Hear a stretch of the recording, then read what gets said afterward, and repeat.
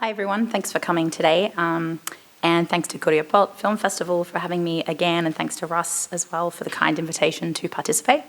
A couple of things before I start. First of all, as you can hear, I'm Australian, so I have a weird accent anyway, but as you can hear, I've had a little bit too much fun this week, so my throat is a bit funny, so apologies in advance for that, but I'll do my best. And second, beyond the title of my paper, which I think quite plainly says what I'm going to be talking about. The title is Downward Spirals, 90s Neo-Noir and the Pop Industrial Soundtrack. I will point out that this talk is really quite a preliminary exploration of intratextual resonances between a set of 90s films and a very loosely defined genre of music. So, what I'm really interested in today is us basically listening to a bunch of really great stuff together to get us thinking a bit about the relationship between image and music in film. So having said that, I'm going to start my talk with a clip, and this clip is from a film that some of you may have seen, I imagine. It's a film called Lost Highway, a neo-noir by the wonderful filmmaker David Lynch. So let's jump in.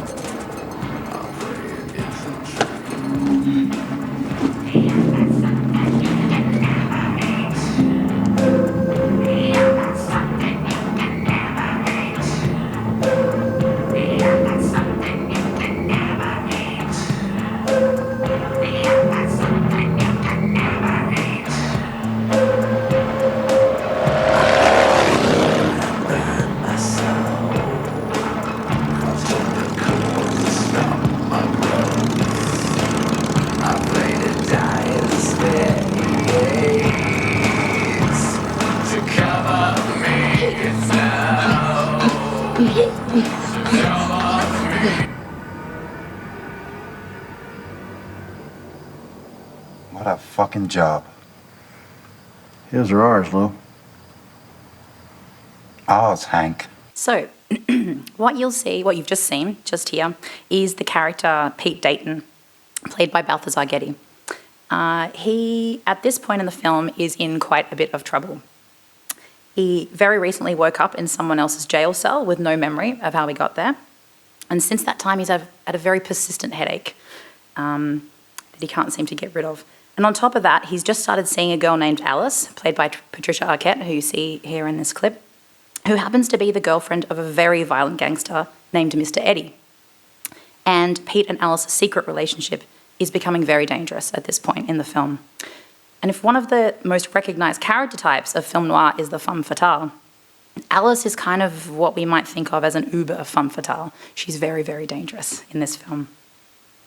So this sequence of shots from Lost Highway is, I think, a wonderful evocation of the noir protagonist's mental subjectivity, which is often characterised in terms of alienation, social estrangement, or a broader sense of dissolution.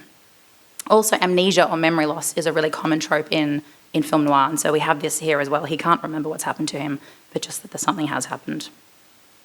But Lynch's neo-noir take on articulating this subjectivity has its own unsettling quality. As we see in this clip, Pete's mental state is beginning to affect his perception of time and space. He's sitting alone on the bed in his very sparsely furnished bedroom, and the room begins to spin. And there are kind of glitches in his focus that you might have noticed. Alice is in his thoughts too, but this is not a flashback to time they've spent together. Instead, she appears like an apparition. She's dead center in the middle of the frame, and she's coming into focus very slowly, and there's that sort of beautiful blue light washing over her face. And this moment, of course, recalls, if you've seen Hitchcock's wonderful film Vertigo, it recalls that moment of Scotty's dream where his head kind of appears in the middle of the screen. It's a bit of a reference to that, and this is a very important film for Lynch, I think, the Hitchcock film. What's wonderful here, though, I think, is how these images support our understanding of Pete's oral subjectivity, though. So I'm talking here about what he can hear, not just what he can see, but what he can hear. And we see that that sort of really close shot of the spider crawling up the wall.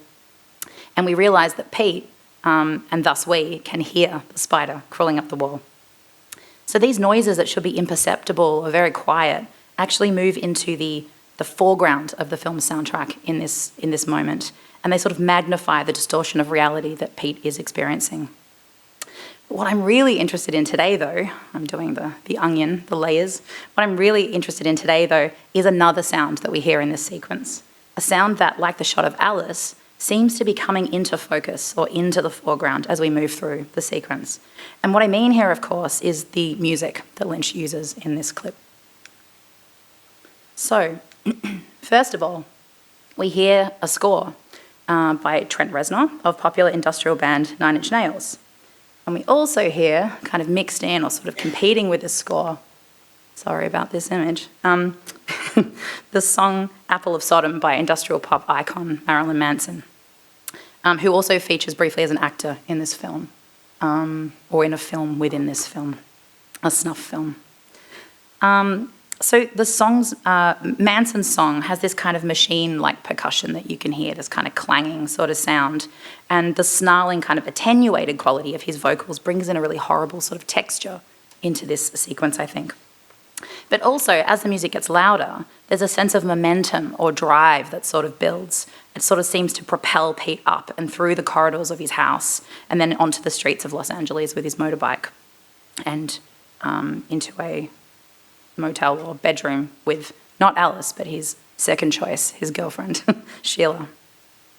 So I begin here with Lost Highway because I think this is the most interesting film of the set that I'm going to talk about today, but also because it's not a film I necessarily thought of as being particularly connected to the other films I will discuss, until I started to think about Lynch's use of popular music on the soundtrack. So this talk comes out of a project I'm working on, or I've just begun working on, with popular music scholar Ian Rogers, and he's one of my colleagues at RMIT University. He's a popular music scholar with specialisation in the 90s, and he's also a well-awarded crime novelist, which is a good combination, I think. But what Ian and I are particularly interested in this moment in the 1990s is this kind of phenomenon of very, very dark, quite heavy, and historically inaccessible genre of music that we know as industrial starts to have this unprecedented visibility in mainstream culture. And for the first time, generates what we call crossover appeal. So basically it appealed to a very small amount of people, and all of a sudden it's in the charts. One of the most interesting traces of this historically specific phenomenon, I think, is the way that popular industrial music, and I'll define what I mean by that later, is used in film soundtracks during the 90s. So it turns up in Verhoeven's Showgirls in 1995, in Oliver Stone's Natural Born Killers a year earlier. But today, in particular, we'll look at how this music genre is used in neo-noir film soundtracks. So I mean by that, neo-noir film soundtracks for films that in some way draw on the iconography or the meaning-making structures of film noir. So I'm talking here, in particular, about films like Alex Proyas's The Crow from 1994, David Fincher's Seven a year later in 1995, and of course Lost Highway, which we get in 1997. So first I'm going to talk a little bit about what industrial music is, where it came from, what it became, and then we'll take a look at some more examples of this use of pop industrial music in cinema to think a little bit more about the resonances and the kind of tensions created by putting these two genres together on screen. Okay, so in order to think about pop industrial soundtracks in some of these 90s neo-noirs, or maybe some people who are really into film noir might be more comfortable calling them noir-adjacent films, we, I think, need some understanding of what is meant by the descriptor industrial when it comes to music. There might be particular bands that the term makes us think of, but as with genres like film noir, the definitional parameters of industrial music are porous and shifting and highly, highly subjective. But we can say that the genre's conceptual birth occurs in the year 1976. So 1976 is when the London-based band and experimental visual arts group Throbbing Gristle found a record label called Industrial Records. And the band used the label to self-release records, but they also signed a range of other artists. And via this kind of activity, they were quite prolific. They gave a name, basically, to the genre of music that we're talking about today. Now, most of the bands signed to this label came out of or were affiliated with the punk scene, right? But industrial records bands were particularly interested in the potential of newly available technologies like synthesizers and drum machines, and they were really interested in using these technologies to produce new forms of music. So, of course, these groups were not the first bands to experiment with synthesizers at all. By the year 1970, German electronic music pioneers Kraftwerk had already formed, and within just a few short years, they had transitioned from playing experimental krautrock into a band into developing a sound that was almost entirely achieved through synthesizers and drum machines. And their 1974 album Autobahn, which is the blue one down the bottom there, is often thought to mark the completion of their transition into an electronic pop group, so a group that uses electronic synthesizers almost entirely. So I'll play a little of the title track here so we can compare this with the industrial record sound in a minute.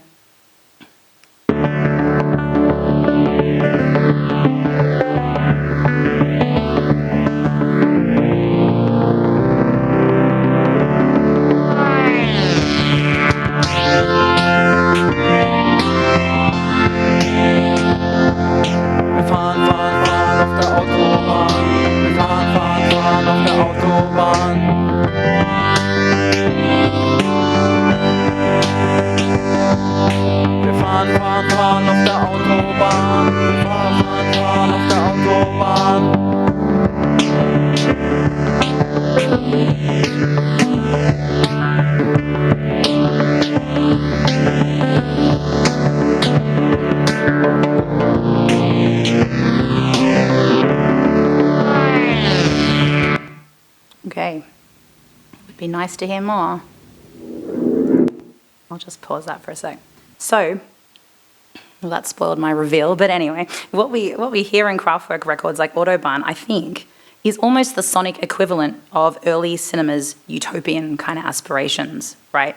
So there's this sort of sense of delight in the staccato electronic rhythms of process and progress. We have this sonic, as you can see in the covers, actually, sonic representations of our experience with modern forms of transportation and communication. So there's the train and the computer and the Autobahn. We have this sort of celebration of the machine as an icon of futurity. And as I said, you can see this in the covers as well, and it's all the way through their sound. But the music coming out of industrial records does not sound like Kraftwerk at all, as you now already know.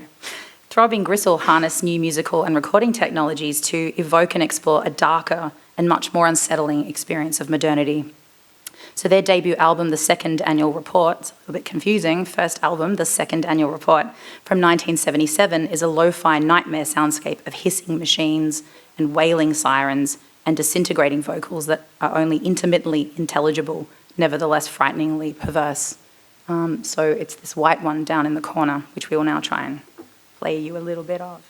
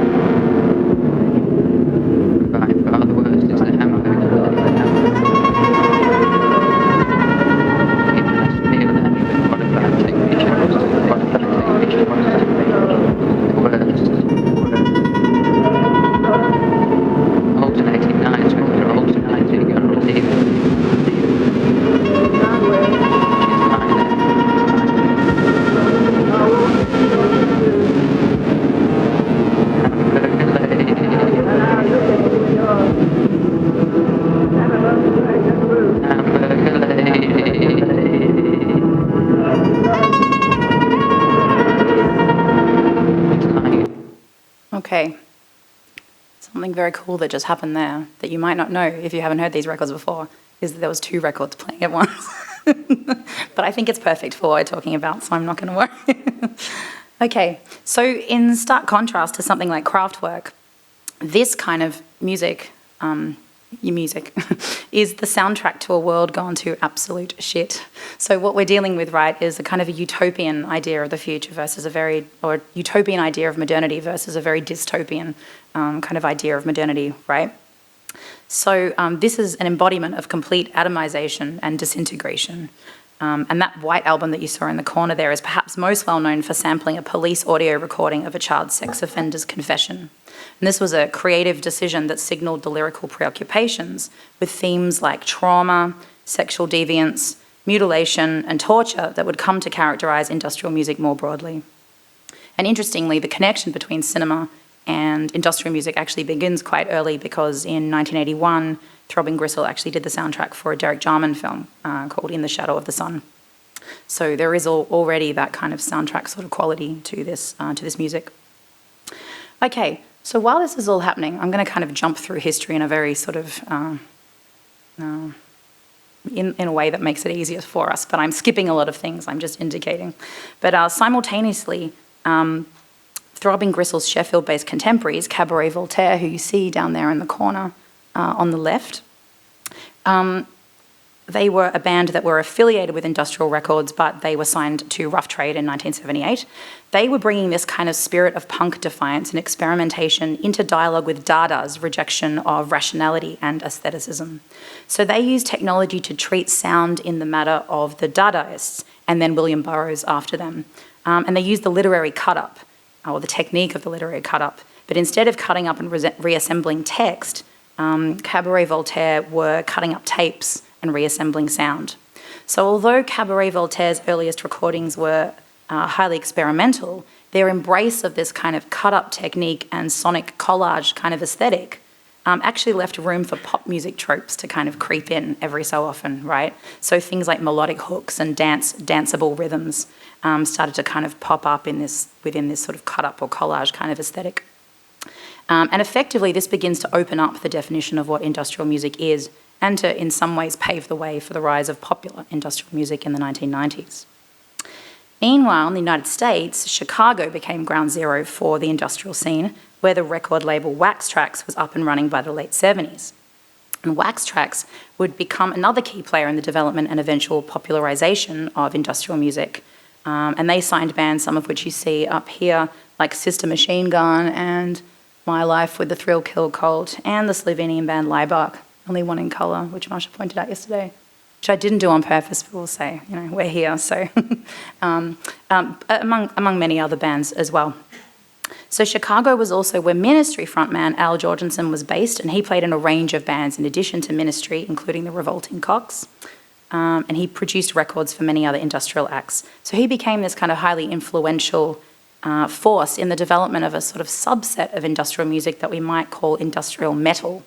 And we can think of that as a strain that sort of foregrounds the fusion of heavy metal guitar riffs with synthesizers and sequencers.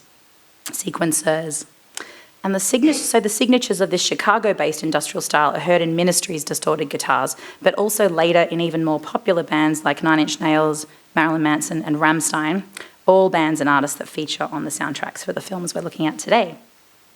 So, enough names of bands you may never have heard of, or if you have, you don't need to hear the names again. Drawing these threads together, we might say that industrial describes variations of a sonic fusion of electronic music and punk / rock / heavy metal. And these fusions are, at least initially, motivated by a desire to provoke the listener to think critically about the state of the world and to challenge historical and cultural norms. Industrial brings these styles of music and music production together to explore and respond to themes like industrialization, the aesthetics of the machine, crime, totalitarian ideologies, taboos, shock tactics, and basically all manner of transgressive subjects, from sadomasochism to serial killers to the occult. Basically anything dark and completely fucked up, this is what industrial music is interested in.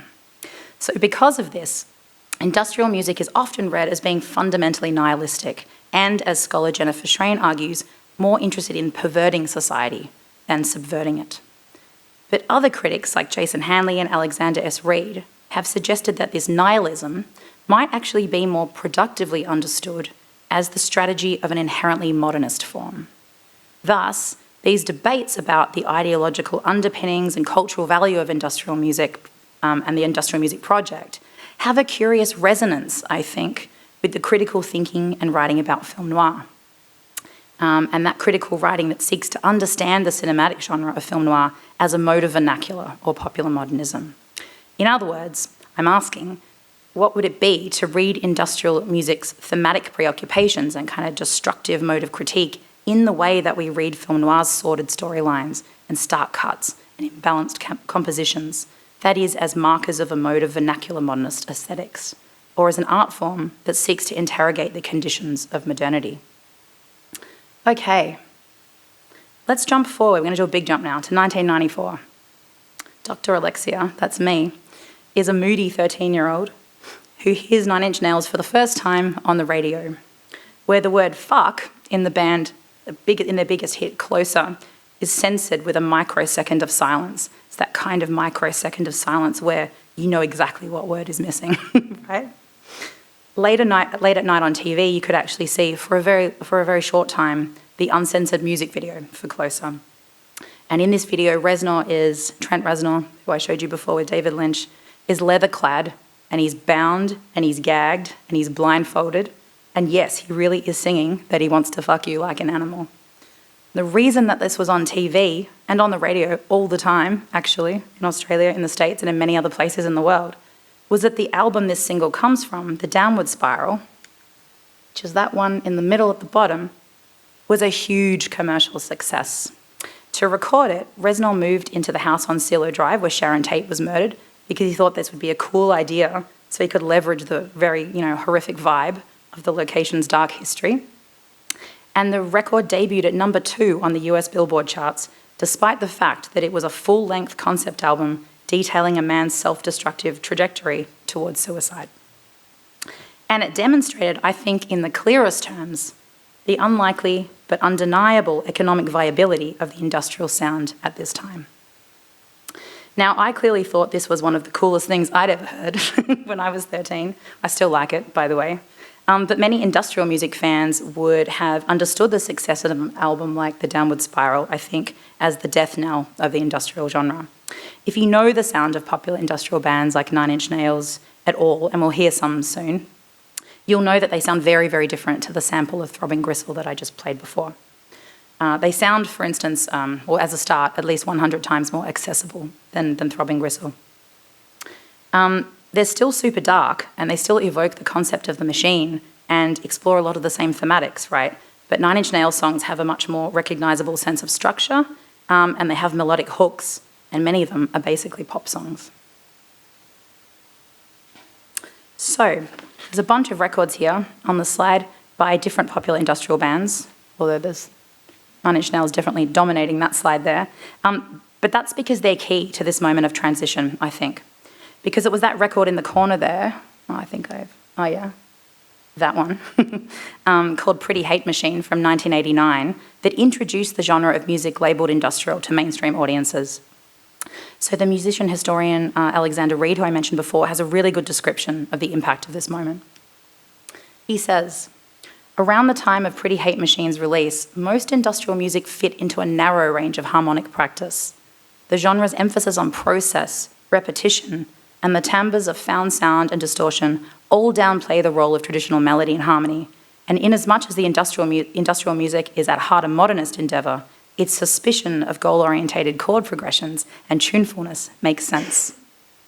He goes on, denial of individuality is built into so much industrial music. In contrast, Pretty Hate Machine speaks and sometimes whines with the voice of a single heartsick suburban kid. The album's audience, then, is not a proletarian mass, but instead, likely, just another heartsick kid. Probably a girl. Maybe you. I feel seen, as the kids say when I read this.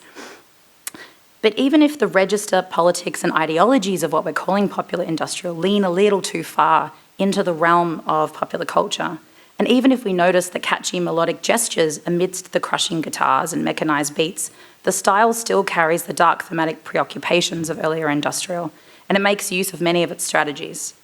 Marilyn Manson samples Charles Manson on his record, for instance, echoing Throbbing Gristle and Cabaret Voltaire. So it might be pop, but popular industrial still expresses the disdain and alienation that makes it appropriate, and in the 90s, a commercially viable choice for Hollywood neo-noir movie soundtracks. So let's look at some. I want to begin here, although we already began with Lost Highway, but we'll begin again with David Fincher's 1995 film Seven, which stars Brad Pitt. There it is, which stars Brad Pitt and Morgan Freeman as detectives who are investigating the extraordinarily violent crimes of a serial killer named John Doe, who's played by Kevin Spacey, who was a very famous actor who's now cancelled, so you not see him anymore. He's undertaking a program of ritualized murders based on the 7 deadly sins. Not Kevin Spacey, John Doe. We hope. One of the sequences the film is best remembered for is the highly stylized opening credits sequence. And this was put together by designer Kyle Cooper. And they have a huge impact on setting the tone of Fincher's film here, and the credits do this through both visual and oral aesthetics. So I thought we might take a look.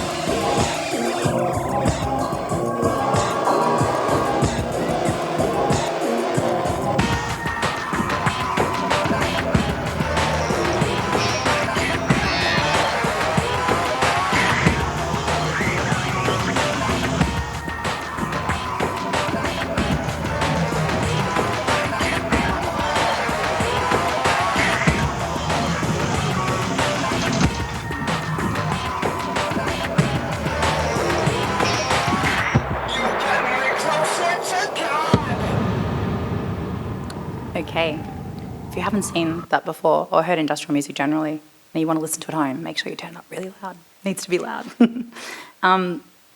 Okay, so although we don't recognise it as such at this point in the narrative, because there's one scene before this and then we have the opening credits sequence, the credits bring us completely into the world of Seven's antagonist. So the high-pitched whirls that recall the sound of a camera taking pictures, the montage, a survey of material objects that are coded as evidence, all of this means that we understand very quickly that we are in the world of the crime genre. So the opening credits sequence looks nothing like classical Hollywood noir, of course. In fact, they look more like the work of experimental filmmaker Stan Brakhage, if you know his work, but their dark stylization recalls the aesthetic expressionism of noir themes and tones. Simultaneously, the sequence's forensic examination of the countless notebooks and collections of ephemera that Pitt and Freeman will later discover when they search the serial killer's apartment resonates with early industrial music's interest in crime forensics and in its aesthetic adoption of the Dada Burroughs cut-up as creative method. So we see, for instance, scissors cutting or slicing into strips of film fragments being taped into notebooks.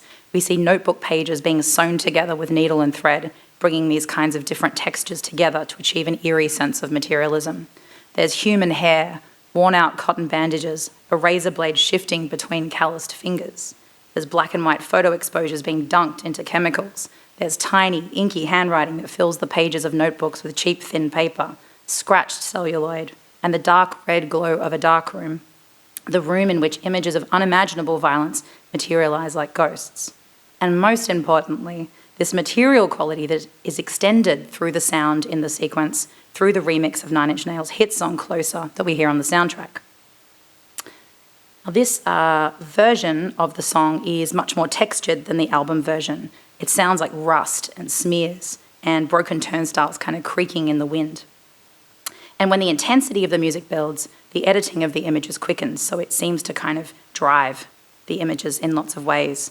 And this forensic collage builds to its crescendo when the final line of Reznor's chorus in Closer, he says, "You get me closer to God," is almost matched with this extreme close-up of the word God being sliced out of American dollar bill. For me personally, that's where it falls apart, but we'll come back to that. The effectiveness of the opening credits sequence lies, I think, not only in the way it plugs into the cultural zeitgeist by using Nine Inch Nails on the soundtrack, but in the productive synthesis, I think, between film and musical generic lineages coming together to create this kind of symbiotic effect that retrospectively, I think, comes to kind of typify 90s noir. This is a very influential opening credit sequence, and if you are a little bit younger than me, it might look like nothing special because after this, everything looked like this, right? For me, however, as I said or gestured towards, this is where the interesting synthesis between industrial sound and noir image in Fincher's film ends. We do hear pop industrial music later in the sequence where the detectives arrive at the Hot House massage parlour, or sex club, where John Doe has committed another elaborately ritualized murder. In this scene, red light cues us to read the space as a place associated with perverse sexuality, and the strobe effect that flashes across the dark frame every so often heightens the sense of tension as Mills barrels through the darkened halls looking for the crime scene. But even more than the lighting and the claustrophobic space, it is the diegetic use of pop industrial music that cements the characterization of this place as a kind of hellfire. All anyone can hear is the song Guilty by the band Gravity Kills. It is so loud that the detectives have to shout to communicate with one another. Here, the pop industrial sound simply represents the evil that the detectives are up against. They're in a sick and violent place that plays sick and violent music. So while the film recognizes the utility and commercial viability of popular industrial film music in this historical moment, it does so in a fairly cautious or conservative way, by using industrial's oral aesthetic to provide the audience with moral guidance. I'll show you what I mean.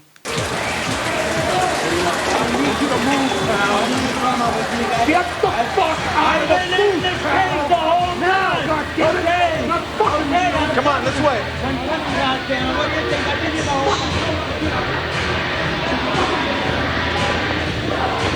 You do something about this music? Man, we're working on it. We're looking for the guy.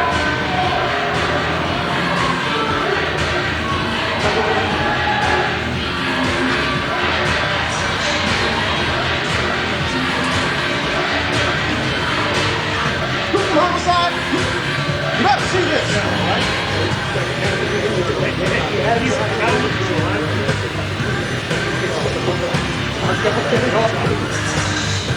Oh God, get this thing off of me! Get this thing off of me! Get this thing off of me! Get him out of here now! Okay. Picking up on this conservative stance that I think Fincher's film takes, scholar Steve Maciek claims that Seven typifies a troubling recurring trope in 90s neo-noir. He writes that Seven's portrayal of the city as a blighted, decaying zone of unfettered criminality and vice is a place where one finds a deadly sin on every corner, which is a line from the film, more or less directly transcodes the reactionary view or urban problems that is dominant among broad segments of American middle class in the late 1990s. Like countless other Hollywood films that have come out of the past decade or so, Seven validates suburbia's long-standing revulsion toward a mostly poor, mostly of colour, inner city understood as essentially unruly and beyond hope. Maciek also cites in this article Alex Proyas's The Crow from 1994 as a neo-noir that harbours a similar conservatism to Fincher's Seven. But I think that The Crow's use of pop industrial music helps to take the film in a slightly different direction. Because in The Crow, rock and industrial music and music culture are not aligned with evil, but are foregrounded as a defining characteristic of the film's diegetic world. Thanks. There we go. Set in Detroit and based on the comic by James O'Barr, The Crow stars Brandon Lee as a character named Eric Draven, a rock guitarist who rises from the dead a year after his death to avenge the rape and fatal wounding of his beloved fiancée Shelley. Shelley and Eric are killed on Devil's Night, or the night before Halloween, when local thugs set buildings on fire under the direction of their uber-goth villain boss, Top Dollar, who's played by Michael Wincott. So as with Seven, The Crow is set in a noir city that has absolutely gone to shit. It's a little more like a German expressionist kind of style of city, as you might be able to see a little bit there. It comes from a comic book, so it's a bit more playful with its aesthetic, I think. But it is basically always dark, always raining. There's a very famous line in this film, "Can't rain all the time," which will make sense if you ever see it. And the gang violence that killed Eric and Shelley has only continued to escalate since their deaths. So it has this same kind of everything's absolutely hopeless kind of vibe. If, as Muchik argues, The Crow is another instance of Hollywood cinema validating suburban America's attitude toward the inner city, it does this to one of the most kick-ass film soundtracks of the 1990s, and maybe of all time. Here, pop industrial is not the music that only perverse antagonists listen to. Rather, it is the defining sound of our protagonist's revenge. Let's look at a sequence that uses Nine Inch Nails' cover of the Joy Division song, Dead Souls. Sit on it and twirl, you dirty scum.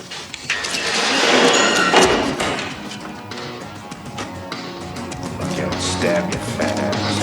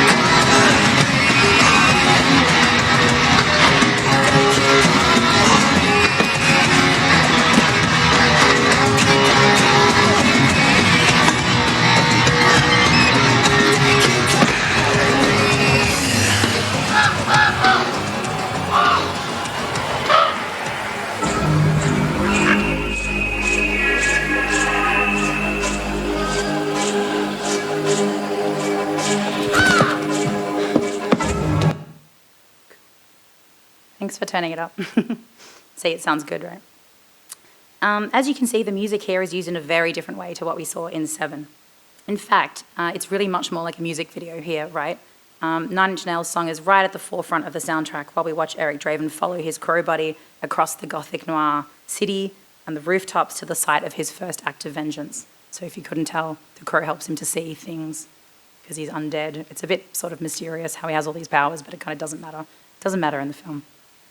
And this trope is repeated, this kind of industrial music while he's like seeking out the people who wronged him. This trope is kind of repeated throughout the film with different pop industrial songs.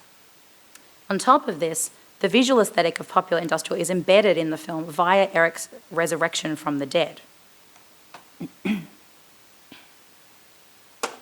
You can see here that our vigilante hero looks remarkably like Trent Reznor, quite a bit actually, once the crow brings him back from the dead. So you have there on the left Trent Reznor from Nine Inch Nails, then you've got Eric Draven in The Crow, up the top is Eric Draven, and then we've got Trent Reznor again, right? There's a very strong resonance between the aesthetic here.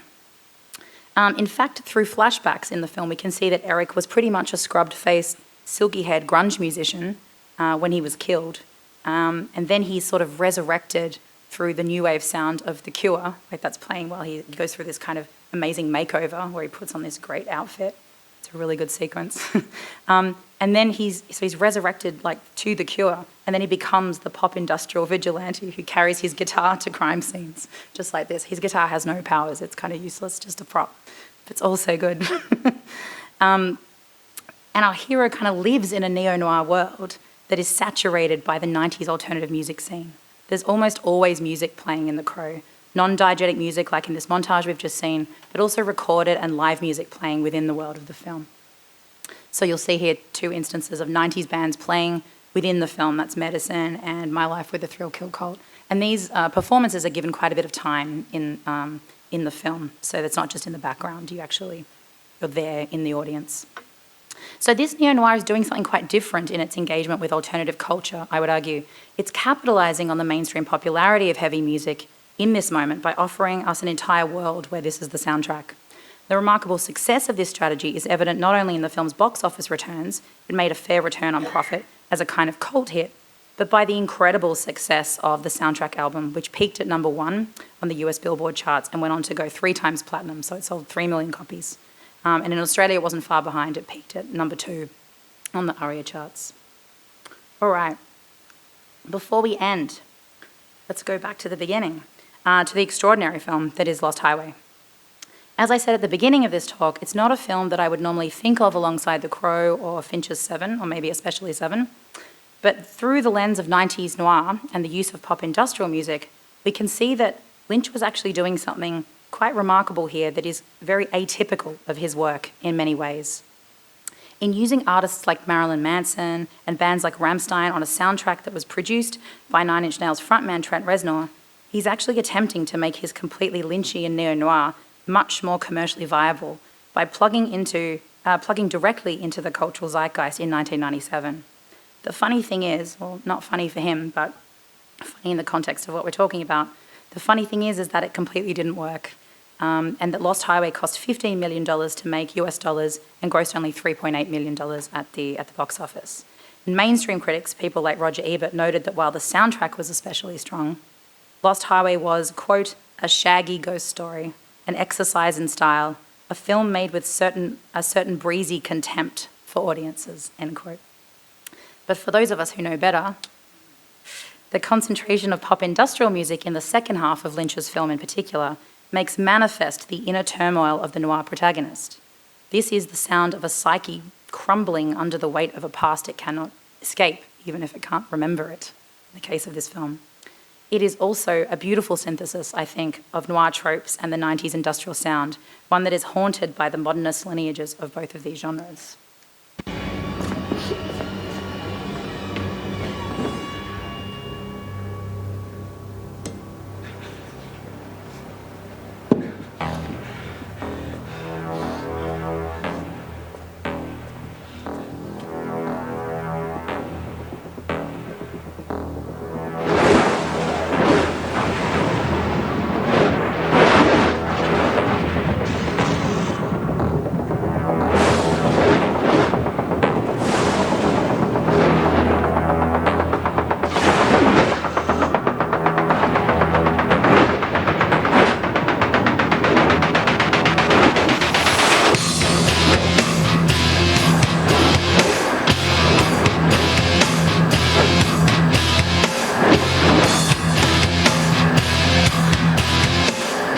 Did you want to talk to me?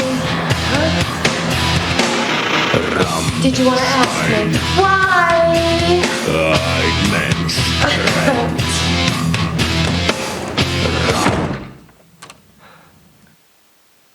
This is an excellent example, I think, of the fact that on the one hand, the use of popular industrial music marks 90s neo-noir as intrinsically 90s, when alternative music and cult cinema cultures were ironically having their day in the sun. On the other hand, we can see in the best examples that popular industrial's lineage, or the ways in which it resonates with avant-garde and modernist art practices, make it particularly productive sound for working through the thematic preoccupations and the tropes of noir. Thank you.